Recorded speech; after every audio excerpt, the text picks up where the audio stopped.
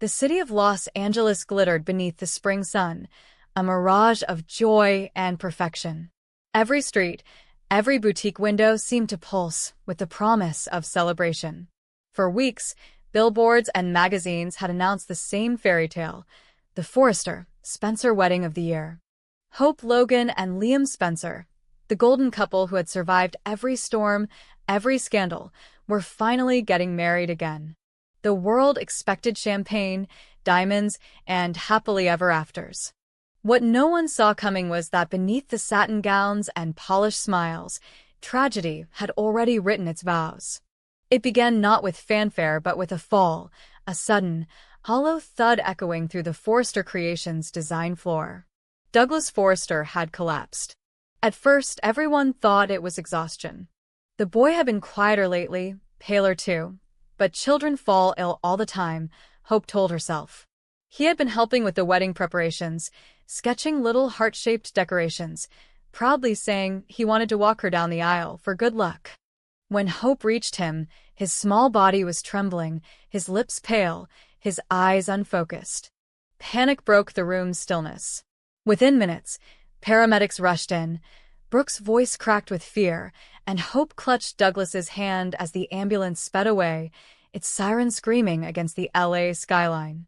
At the hospital, the sterile white corridors stretched endlessly, every light too bright, every sound too sharp. Hope paced outside the examination room, her heart hammering in her chest. Liam tried to calm her, rubbing her shoulders, but his words barely registered. Brooke stood beside them, silent and pale. When the doctor emerged, his expression said everything before his words did. Leukemia. Advanced stage. The blood test showed severe marrow failure, the kind that left little room for hope. Treatments could prolong his life, perhaps, but a cure was unlikely. Hope's knees buckled. Liam caught her before she hit the floor, but she barely felt his arms around her. Brooke asked all the logical questions about clinical trials, transplants, options, but the doctor's answers blurred into meaningless sound. The only thing Hope heard was the final line, "You should prepare yourselves for the worst." In that moment, the world she had built, her carefully measured happiness, her wedding plans, her future, shattered into glass. The next days unfolded in a daze. Hope canceled the dress fittings, ignored the calls from wedding planners, and refused to attend press events.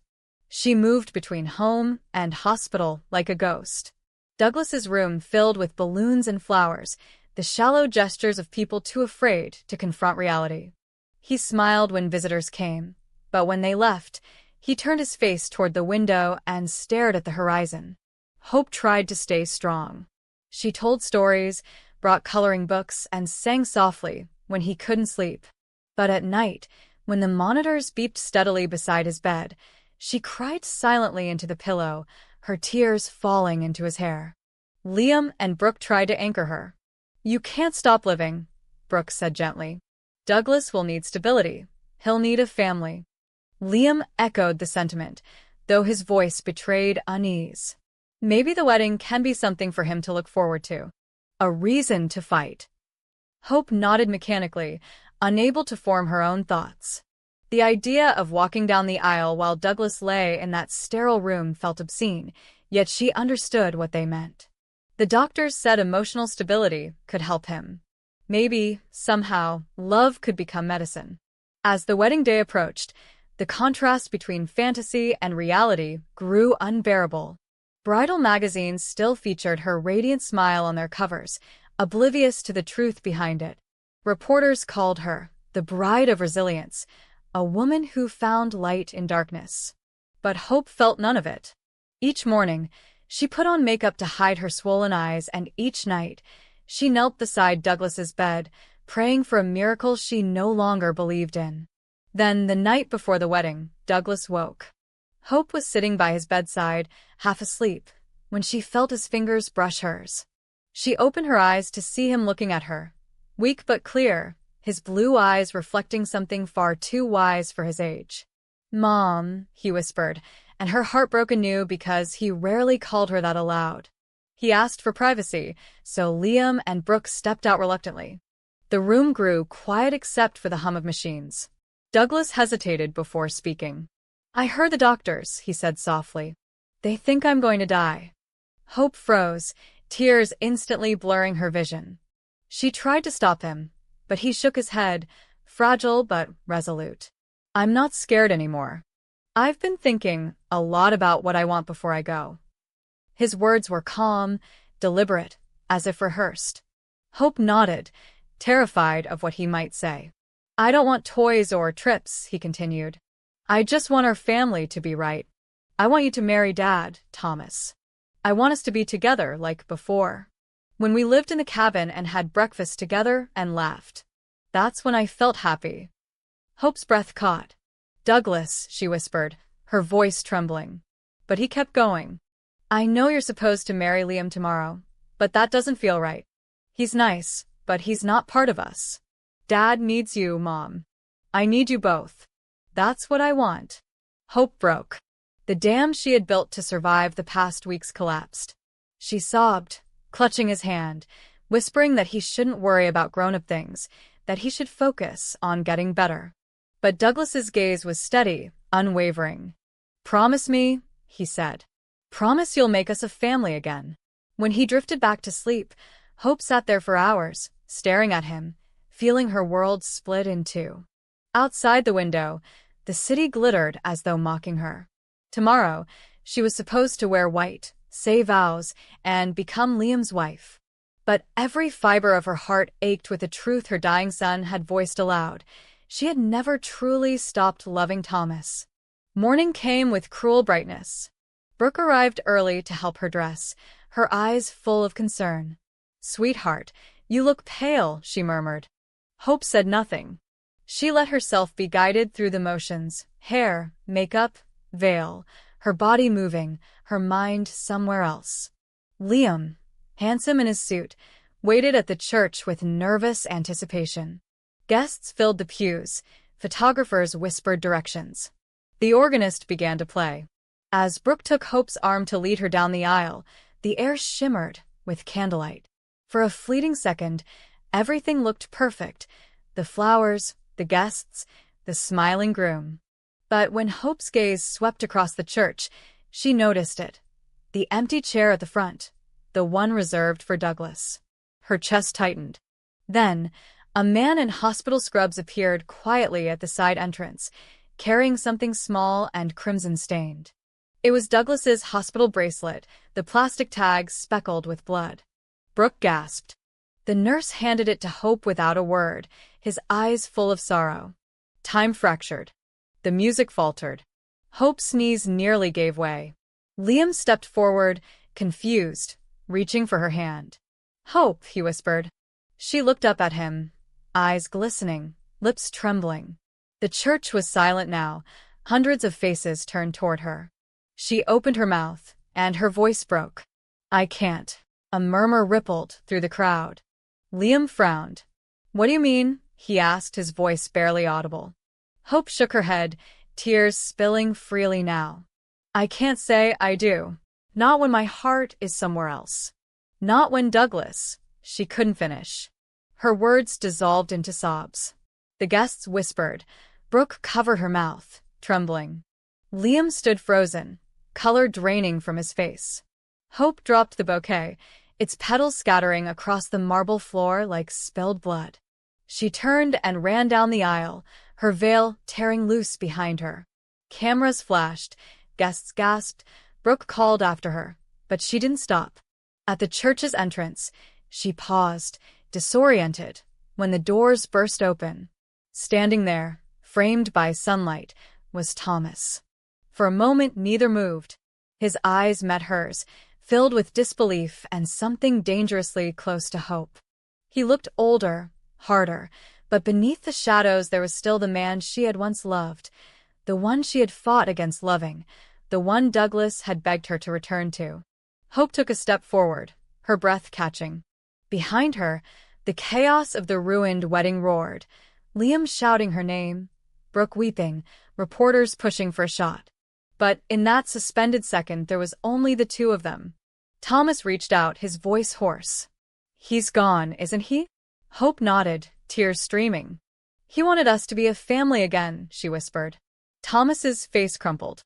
He stepped toward her, and she collapsed against his chest, sobbing into the fabric of his coat. Cameras flashed again, capturing the moment the fairy tale wedding turned into something raw and unbearably human, the bride fleeing her groom into the arms of another man. By nightfall, Los Angeles was ablaze with speculation. Social media exploded with footage of Hope's confession and Thomas's unexpected return. News anchors dissected every gesture, every tear. Some called it betrayal. Others called it destiny. But for Hope, none of that mattered. She sat with Thomas in the hospital's dim waiting room, holding the bracelet that still smelled faintly of antiseptic and blood. She could almost hear Douglas's voice, gentle and certain. "Now our family's together again."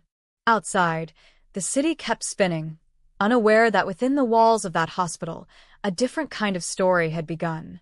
Not the glossy perfection of romance, but something deeper and messier. Grief intertwined with love, tragedy transforming into a fragile kind of rebirth. Hope didn't know what tomorrow would bring. She only knew that she could no longer live a life scripted for appearances. Douglas had seen through the lies adults told themselves, and his final wish had forced her to do the same. In the weeks to come, the fallout would be relentless. Liam's heartbreak, Brooke's fury, the Forrester family's divided loyalties. Yet through the chaos, one truth would stand unshaken. Douglas, even in death, had rewritten their lives. He had forced the world to see that love isn't always clean or convenient, that sometimes it chooses chaos to reveal what truly matters. And in that truth, somewhere between loss and redemption, the legend of that shattered wedding, the day Hope dropped her bouquet and walked into her destiny, would echo through the bold and the beautiful for years to come. The hospital corridors had begun to smell like the end of summer, too clean, too bright, and filled with that unsettling stillness that comes when life is being measured by monitors instead of moments. The sterile air buzzed faintly with electricity, the hum of machines counting time in uneven heartbeats. In room 317, Hope sat beside Douglas's bed, holding his frail hand, pretending not to see the pallor creeping up his face. His once rosy cheeks had turned the color of paper, his eyes sunken yet still burning with a strange, feverish light. The doctors had said he was stable for now, but Hope knew the truth. There was no stability left, only the waiting. When Thomas entered the room, the energy shifted. He looked as if he had been awake for days. His hair was unkempt, his clothes wrinkled, but the real disarray was behind his eyes. The doctor's words still echoed in his head like a cruel mantra. "Your son has only a little time left." Thomas had always imagined second chances, imagined redemption, imagined a life where he could be the father Douglas deserved. But standing there, watching the rise and fall of his child's chest, he realized how time had betrayed him. Regret was a living thing inside him now, clawing at his ribs, whispering accusations he couldn't silence. Douglas looked up at him weakly, and the ghost of a smile appeared. "Dad," he said softly. Just that one word, simple and small, but it gutted Thomas. He knelt by the bed, taking the boy's other hand, and for a moment it was as if all the years of distance vanished. Hope watched them quietly, her heart splintering. This was how it should have always been, a father and son, whole and unbroken. And yet it had taken death's shadow to bring them here. Later that day, when the doctors stepped out to brief the family, Thomas cornered them in the hallway, demanding details, begging for alternatives. The doctor, weary but gentle, didn't sugarcoat it. "We can try one more round of treatment, but it will only buy days, not weeks." "He's tired, Mr. Forrester. You need to start preparing him and yourself for what's coming." Thomas stood there, numb, as the words sank in. When he finally returned to the room, he couldn't meet Hope's eyes. That night, Douglas was unusually alert. He asked Hope to sit beside him and asked Thomas to turn off the lights, leaving only the glow of the machines.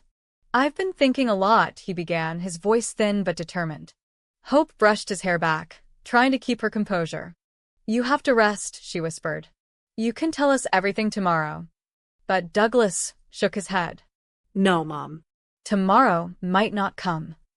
He paused, staring at both of them with a strange calm that made Hope's skin prickle.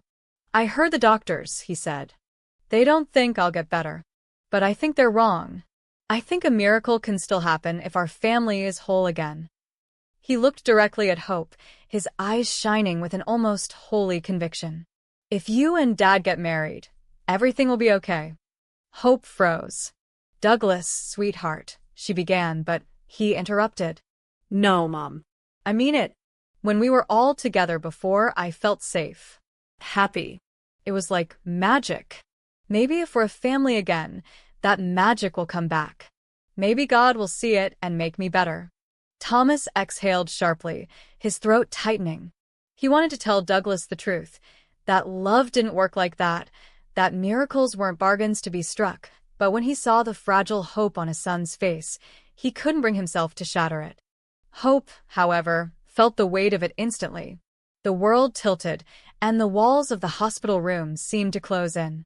She thought of Liam, of the vows waiting to be spoken, of the wedding dress hanging untouched in her closet, of the life she was supposed to step into. But here was her son, the child she loved as her own, asking her to betray all of it in the name of faith. She tried to reason with him. Douglas, I'm marrying Liam soon. He loves you, too. He's part of our family. But the boy shook his head with surprising force. No, Mom. He's nice, but he's not my dad. It's not the same. You and Dad belong together. You always did. Please, if you love me, promise you'll do it. Hope's heart cracked open. The sincerity in his voice was unbearable. She wanted to promise him the world, to tell him anything that would keep that spark alive in his fading eyes. But she also knew the moral gravity of what he was asking. When she didn't answer right away, Douglas turned to Thomas instead. Will you marry her, Dad? His small voice wavered. Even if it's just for me? Thomas's throat closed up. He looked at Hope, his heart a battlefield. Every instinct screamed that this was wrong, that they were treading into something sacred and dangerous. And yet, how could he deny his dying son a moment of peace? If your mom agrees, he said finally, I will. Douglas smiled, exhausted but radiant. Then it's settled, he said. We can do it here. Just something small. A priest. Rings. It doesn't have to be real for the world, just real for us. Hope wanted to protest, but his words, fragile and pure, silenced her. She turned to Thomas, searching his face for resistance, but all she saw was grief. Later that night, she wept in the chapel downstairs, her hands clenched around her rosary. She prayed not for Douglas's healing, but for forgiveness, for what she knew she was about to do. The next day, the hospital staff arranged a small space in the corner of Douglas's room. They brought in flowers and a priest, one who had ministered to many terminal patients, but rarely to children. Thomas borrowed a simple gold band from his mother's jewelry box. Hope didn't even wear her wedding gown. She couldn't bear the symbolism, but she did put on a white cardigan Douglas had once chosen for her, saying it made her look like an angel. When the ceremony began, Douglas's face glowed with a joy that almost looked like health. The priest spoke softly about love, family, and the miracles found in togetherness. Hope could hardly breathe. Her hands trembled as she slid the ring onto Thomas's finger. I promise, she whispered, her voice barely audible, to be your family. For him. Thomas's eyes brimmed with tears as he returned the gesture. And I promise to protect you both, for as long as I live. Douglas clapped weakly, beaming. See? We're a family again. Now the miracle can come. He reached for Hope's hand and Thomas's, joining them together. For a moment, under the sterile hospital lights, it almost felt true, like the universe had paused to witness a love that transcended rules and logic. But when the priest pronounced a gentle amen, Hope's heart twisted. She had done what she thought she couldn't, and now she couldn't undo it. That night, when she returned home to Liam, she felt hollow. The wedding was only days away, yet she moved through preparations like a sleepwalker. Every touch, Every word felt like a lie. On their wedding night, after vows were exchanged and the applause faded, Liam kissed her tenderly and whispered, "We made it." Hope smiled through tears, but when the lights went out, her mind betrayed her. She saw Thomas's face, the way his hands had trembled, the weight of the ring that still pressed cold against her skin. In every heartbeat, she felt the invisible line she had crossed, the sense that, spiritually, she already belonged to someone else. Weeks passed, and Douglas's health declined. Hope spent her days between two worlds, one as Liam's wife, smiling for appearances, and another as Thomas's silent companion at the hospital, bound by their shared secret. The guilt gnawed at her, but so did longing. There was tenderness in the way Thomas cared for Douglas, a raw vulnerability that reminded her why she had once fallen for him. She hated herself for feeling anything but grief, yet she couldn't deny the pull. Then, one evening, everything began to unravel. Liam came home early and found Hope watching a video on her phone, Douglas's final message. Before she could close it, he saw the thumbnail. Hope in white, Thomas beside her, Douglas smiling from his hospital bed. "What is that?" Liam asked, his voice sharp. Hope froze, panic flooding her veins. "It's nothing," she stammered. "Just something Douglas recorded." But he had already taken the phone. As the video played, the room filled with the soft voice of the priest, the sound of vows exchanged, the fragile laughter of a dying child. Liam stood still, his face draining of color. The clip ended with Douglas whispering, "Now our family's perfect." The silence afterward was unbearable. Liam turned to Hope, his expression a mix of disbelief and betrayal. "You married him," he said, his voice cracking. "You stood there and married him." Hope shook her head, tears streaming down her cheeks. "It wasn't real, it was for Douglas. He wanted to see us together. He thought. Liam cut her off, trembling. "You let him believe in something that wasn't true, and you didn't tell me. You made a vow to another man, Hope. Even if it was pretend, you meant it." Hope tried to explain, to reach for him, but Liam stepped back. The look in his eyes was something she had never seen before, a darkness born not of anger, but of heartbreak. "Do you know what that video looks like to the world?" he asked. "You betrayed me. And you used a dying child to do it." His voice broke completely then, and the sound shattered her. From that night onward, Liam spiraled. His grief turned inward, souring into something corrosive. He stopped going to work, stopped answering calls, haunted by the image of Hope's tearful vow to another man.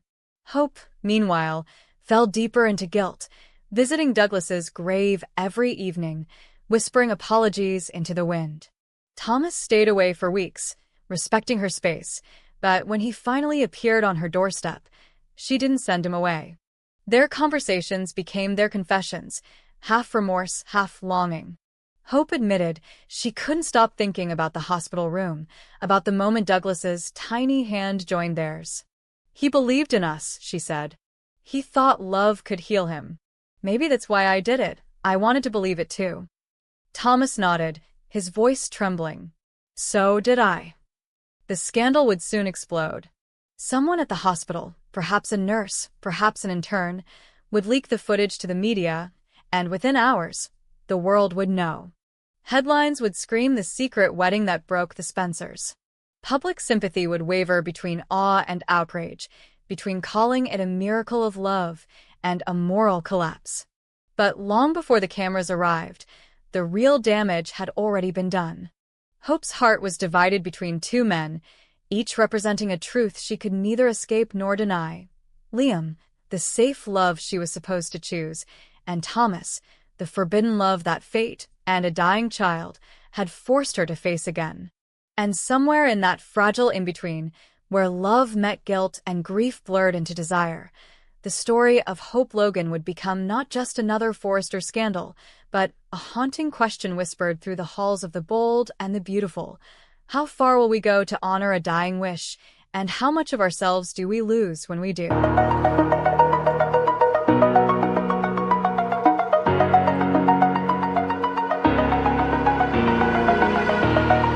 Oh,